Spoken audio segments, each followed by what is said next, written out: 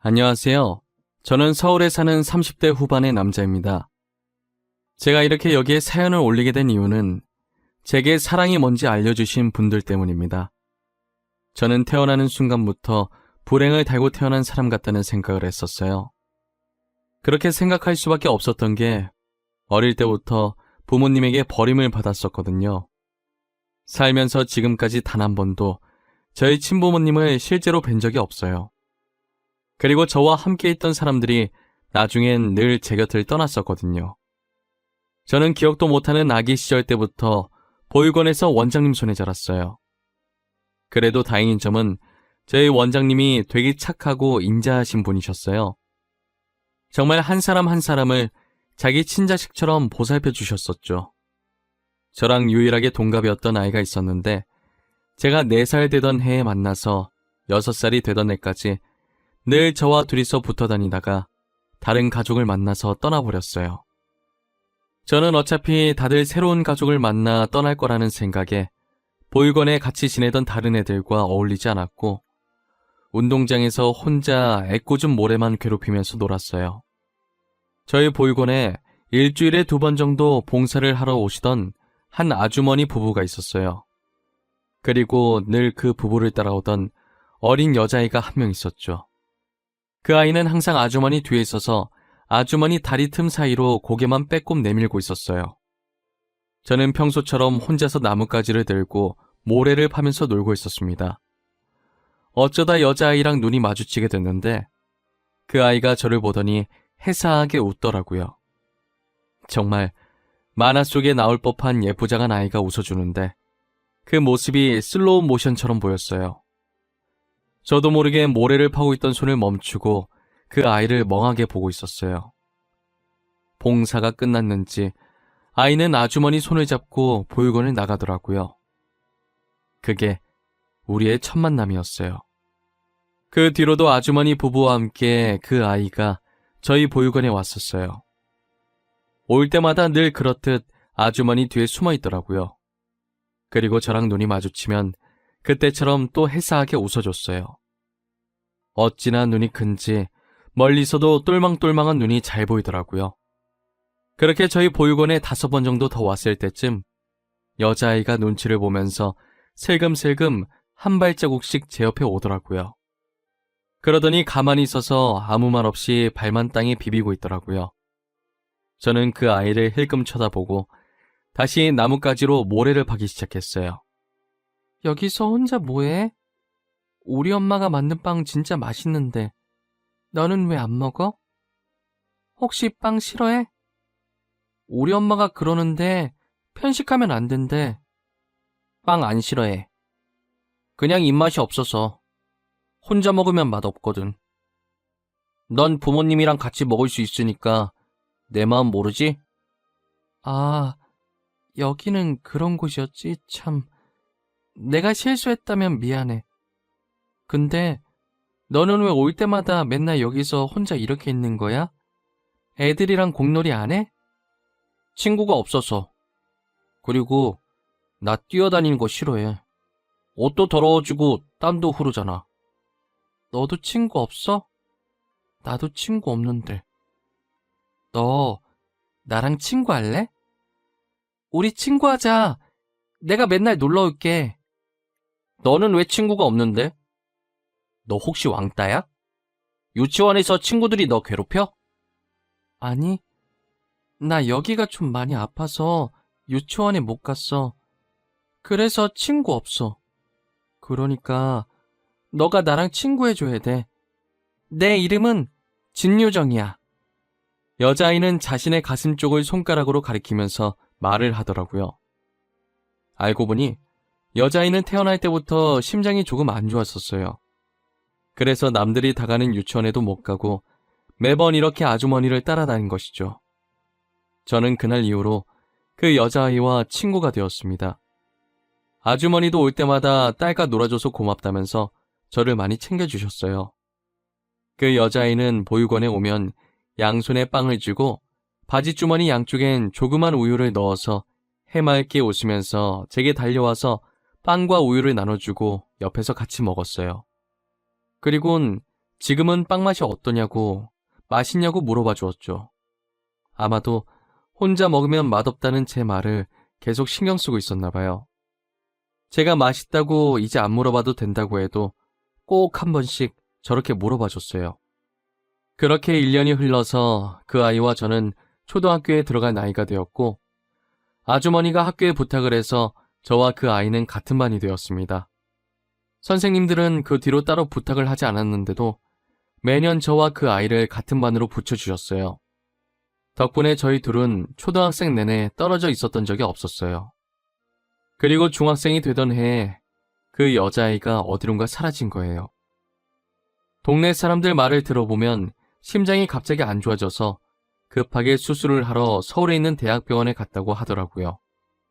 수술만 받고 다시 돌아올 줄 알았는데 아예 이사를 간 것 같았어요. 그래서 저는 그 뒤로 그 아이의 소식을 들을 수가 없었죠. 그 아이가 사라진 뒤로 저는 중학생 시절 내내 고아라는 이유로 늘 혼자였어요. 제가 고등학생이 되었을 때 사춘기가 왔고 반항심이라고 해야 할지 이상한 오기가 생겨서 그 아이를 찾아보려고 무작정 서울까지 올라갔어요. 일단 학교는 서울에서 다니기로 했지만 앞으로가 막막하더라고요. 무턱대고 온 것도 있고 애초에 제가 가진 게 하나도 없었거든요. 저는 먹고 자는 것을 해결하기 위해 학생이라는 걸 숨기고 알바를 했어요. 당일 지급해주는 알바를 하면서 찜질방 생활을 시작했었죠. 바쁘게 살다 보니 그 아이를 찾을 시간 없더라고요. 만약에 제가 돈이 있었더라도 그 아이에 대해 아는 거라곤 이름뿐이라 찾기가 힘들었죠. 얼굴이 어떻게 바뀌었는지도 몰라서 정말 눈앞이 깜깜했어요. 그래도 불행 중 다행인 게 그 아이의 이름이 특이해서 쉽게 찾을 수 있을 것 같다는 생각도 했어요. 학교를 다니기 시작하자 바뀐 분위기에 정말 적응이 안 되더라고요. 제가 말하긴 민망하지만 중학생 때까진 얼굴에 여드름이 덕지덕지 났었는데 고등학교 들어가면서 여드름도 들어가고 알바하면서 살도 빠져서 얼굴이 점점 잘생겨지더라고요. 잘생겨져서 그런지 그렇게 노력해도 안 생기던 친구들이 아무것도 안 해도 알아서 생기더라고요. 하지만 저는 이미 혼자 지내는 생활이 익숙해져서 오히려 좋다고 들러붙는 친구들이 불편했어요. 그리고 제가 평일 주말 가리지 않고 알바를 하다 보니 잠을 잘 시간이 적었었죠. 그러면 안 됐지만 피곤함에 학교 수업 시간에는 늘 잠만 자게 됐죠. 저는 평소처럼 베개 삼아 책을 쌓아놓고 자고 있었어요. 수업 종료 종이 울리자마자 교실 앞문이 열리더니 담임 선생님이 들어오셨어요. 그 뒤로 한 여학생이 담임 선생님을 뒤따라 들어오더라고요. 저희 반이 다른 반에 비해 여학생 수가 상당히 적었거든요. 그래서인지 담임 선생님이 여학생이 전화 왔다고 하자 남자애들이 난리가 났더라고요. 저는 여자든 남자든 관심이 없어서 아랑곳하지 않고 계속 자고 있었어요. 그랬더니 선생님이 제 이름을 부르면서 일어나라고 하셔서 인상을 찌푸리면서 일어났죠. 일어나서 앞을 봤는데 전학생이 저를 빤히 쳐다보더라고요. 그리고 그 전학생이 자기소개를 하는데 저는 놀랄 수밖에 없었어요. 제가 찾고 있던 그 아이랑 이름이 똑같더라고요. 안녕? 나는 진유정이고 땡땡여고 다니다가 여기로 전학 왔어. 아직은 많이 어색하겠지만 앞으로 사이좋게 지내보자. 잘 부탁해. 와, 이쁘다. 이름도 이쁘다. 친하게 지내자. 내 옆에 앉을래? 겁먹겠다. 질문은 천천히 하나씩만 이놈들아. 그리고 류정이는 남는 자리가... 정훈이 옆자리 비었네. 저기 가서 앉으면 되겠다. 빈자리가 제 옆자리밖에 없어서 그 아이는 제 옆에 앉았어요. 교탁에서 제 옆으로 올 때까지 그 아이의 얼굴을 빤히 쳐다봤어요. 아무리 봐도 옛날 얼굴이 전혀 보이지 않았어요. 그 아이는 제 시선이 민망했는지 가방을 책상 옆에 걸면서 민망하게 웃더라고요. 뭐야? 혹시 너 나한테 반했어? 아까부터 왜 계속 내 얼굴을 쳐다봐? 아님 내 얼굴에 뭐 묻었나? 너 혹시 나 알지 않아? 나 너 어디서 본 것 같은데? 아니야? 너 땡땡 초등학교 몰라? 한 번만 물어봐.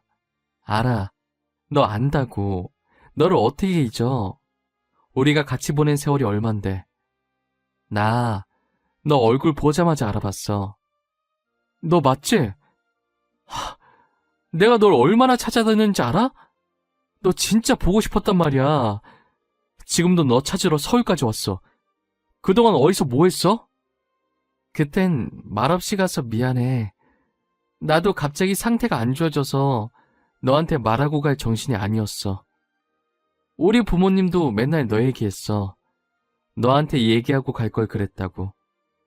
그래도 이렇게 다시 만나서 다행이다 진짜. 어떻게 여기서 딱 만나지? 내가 진짜 서울 올라오길 잘한 것 같아. 아주머니랑 아저씨는 잘 계시지? 저희는 수업 시작 종이 울려서 간단하게 안부 인사만 하고 수업을 들었어요. 다시 예전처럼 둘이서 붙어 다니니 정말 어릴 때로 돌아간 기분이더라고요.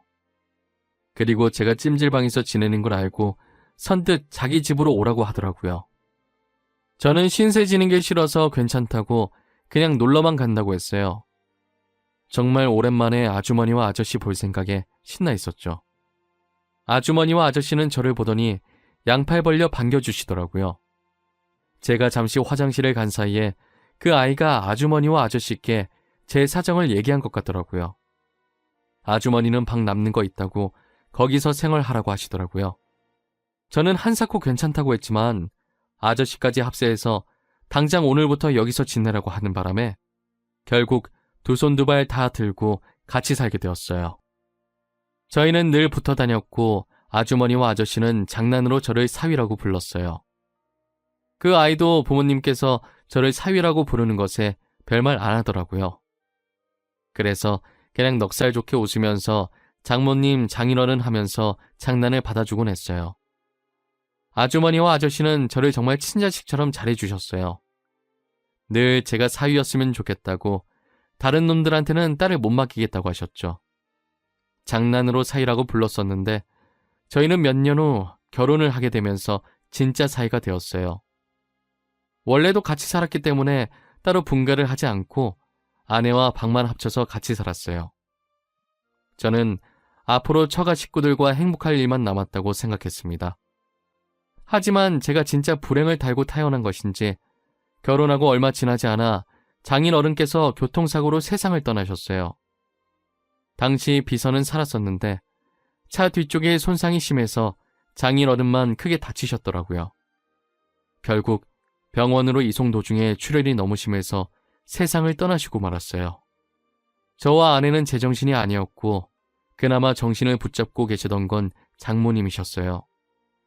장인어른 영정사진을 들고 하염없이 울고 있는 저희에게 장모님은 정신 차리라고 말씀하셨죠. 곽서방, 이럴수록 정신 똑바로 차려야 해.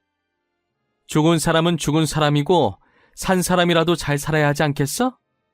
류정아, 너도 그만 울어.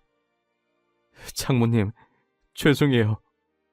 저보다 장모님이 더 슬프실 텐데 앞으로 장인어른 목까지 열심히 살게요.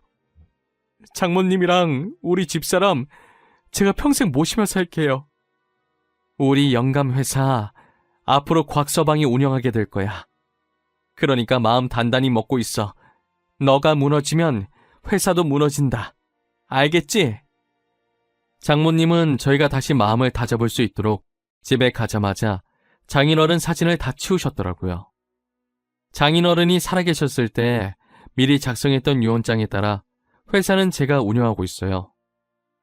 성인 되자마자 장인어른 회사에서 일을 했기 때문에 제가 어느 정도 일을 쳐낼 수 있었어요. 하지만 불행은 한 번에 닥친다고 장모님께서 건강검진을 받으셨는데 간암 말기라는 결과가 나왔어요. 이미 손을 쓸 수 없을 정도로 진행이 많이 된 상태라고 하더라고요. 그리고 정밀 검사를 통해 장모님은 치매 초기 진단까지 받은 상황이었어요. 저희는 수술이 안 된다고 하니 이도저도 할 수 없었어요. 아내는 회사에서 중요한 프로젝트를 하고 있었고 저도 인수인계 받은 지 얼마 되지 않아서 정신이 하나도 없었어요. 거기다 코로나 때문에 병원 방문도 잘 못했더니 장모님의 치매 진행 속도가 빨라졌더라고요. 치매 환자분들은 가족들이 자주 안 오면 버림받았다고 생각을 한다더라고요. 저는 아내 보고 걱정하지 말고 프로젝트 잘 끝내라고 하고 직접 장모님을 보살피기로 했어요. 급한 게 아니면 유선상으로 비서한테 업무를 전달해서 일 처리를 했어요. 그래도 다른 치매 환자들 보면 난폭해지시는 분들도 계셨는데 저희 장모님은 다른 분들에 비해 되게 온순하신 편이었어요. 장모님은 하루 종일 창밖을 보면서 장인어른만 찾으시더라고요. 저는 차마 이 세상에 없다고 말할 수가 없어서 매번 잠시 어디 갔다고만 했어요. 장모님의 하루 일과는 반은 장인어른 찾기, 반은 잠자는 것이었어요. 제가 장모님 간병한 지 4개월 정도 됐을 때 낮에 잠시 장모님 주무시길래 장모님 손을 잡고 있다가 저도 모르게 잠이 들었는데 누군가 머리 쓰다듬는 느낌이 들더라고요. 그래서 살짝 고개를 들어봤는데 언제 일어나셨는지 장모님이 제 머리를 쓰다듬고 계셨어요. 장모님께서는 정말 오랜만에 멀쩡한 정신으로 제게 말을 거시더라고요. 정훈아, 맨날 곽서방 우리 사이 하다가 이름 정말 오랜만에 불러보네. 나 때문에 고생이 많지? 너네 안 힘들게 하고 싶었는데 내가 치매에 걸려서 힘들게 했네. 미안해. 아니에요. 하나도 안 힘들어요. 장모님 병간호는 100번이고 더 할 수 있어요. 그러니까 너무 미안해하지 마세요. 아프고 싶어서 아픈 게 아니잖아요. 그렇게 생각해주면 너무 고맙고 너가 우리 류정이 옆에 있어줘서 얼마나 다행인지 몰라. 어릴 땐 툴툴거리면서도 류정이가 해달라는 거 다 해주고 커서는 어쩜 이렇게 다정한지. 저는 별로 한 것도 없는데요, 뭐. 장모님이랑 장인어른께서 잘해주시니까 저도 그걸 보고 배워서 흉내만 내고 있는 거죠. 저 아직 장모님이랑 장인어른 따라가려면 멀었어요. 우리 정훈이는 뭐든 잘할 거야. 일도 잘할 거고 우리 류정이한테도 잘할 거고. 나는 너 걱정은 안 해. 아직도 철딱선이 없는 우리 딸내미가 걱정이지. 류정이가 얼마나 어른스러운데요. 걱정 안 하셔도 돼요. 지금도 중요한 프로젝트 류정이가 맡고 있잖아요. 저는 정말 간만에 장모님과 이런저런 수다를 떨었어요. 그리고 저는 장모님을 보내드릴 시간이 얼마 남지 않았다는 걸 직감을 했죠. 아내 보고 퇴근하면 집에 가지 말고 병원 입구에서 대기하라고 문자 넣었어요. 아내도 제 문자를 보고 예상을 한 것인지 울면서 기다리고 있었더라고요. 역시나 그날 장모님은 잠자듯이 세상을 떠나셨고 아내는 병실로 들어와 식어가는 장모님의 손을 꽉 잡았어요. 의사는 아직 환자분 귀가 열려 있으니 마지막으로 하실 말씀이 있으면 하라고 하더라고요. 엄마, 우리는 지금도 잘하고 있고 앞으로도 잘할 거니까 우리 걱정은 하지 말고 편히 가. 엄마, 그동안 아빠만 찾았다며. 이제 아빠 만날 수 있겠다. 그치? 아빠 만나면 우리 안부 인사도 전해줘요. 제겐 친어머니와 마찬가지셨던 장모님. 그동안 저 많이 아껴주시고 이뻐해 주셔서 감사해요. 잊지 않을게요. 류정이는 제가 끝까지 책임지겠습니다. 이제 편히 가셔서 장인어른 꼭 만나세요. 저와 아내는 장모님의 마지막 말씀처럼 울음을 참고 웃으면서 장모님을 보내드렸어요. 그리고 병원에 있던 장모님 짐을 치우는데 베개 쪽에 쪽지 하나와 사진 한 장이 있더라고요. 사진을 똑바로 들어보니 저와 아내의 결혼 사진이었어요. 그리고 뒷면엔 삐뚤삐뚤한 글씨로 우리 딸과 우리 아들이라고 적혀 있더라고요. 장모님은 어릴 때 학교를 안 다니셔서 글을 제대로 쓰지 못하셨어요. 그래서 편지 속 글자가 맞춤법은 다 틀렸지만 알아볼 순 있었어요. 서툴지만 정성이 담긴 장모님의 글씨들은 저를 더 슬프게 만들었어요. 편지의 내용은 저를 단 한순간도 자신의 친아들이 아니라고 생각했던 적이 없다는 내용이었어요. 그리고 철부지 딸을 잘 부탁한다는 걱정 어린 내용도 같이 들어있었죠. 저는 편지를 쥐고 그 자리에서 몇 시간 동안 울었던 것 같아요. 장인어른과 장모님이 돌아가신 지 벌써 1년이 됐네요. 아직도 그때 생각하면 가슴이 먹먹해지고 눈물이 맺힙니다. 오늘이 장모님 기일이시라 그런지 유난히 더 많이 생각나는 것 같아요. 저와 아내는 장인어른과 장모님의 추억이 담긴 집에서 지금도 잘 살고 있습니다. 결혼한 지 몇 년이 지났지만 아직 저희에게 애가 없어요. 저희가 장인어른 장모님이 계신 납골 땅에 가면 항상 하는 말이 있어요. 꼭 우리 아이로 다시 태어나 달라고. 받은 사랑 다시 베풀고 싶다는 말이에요.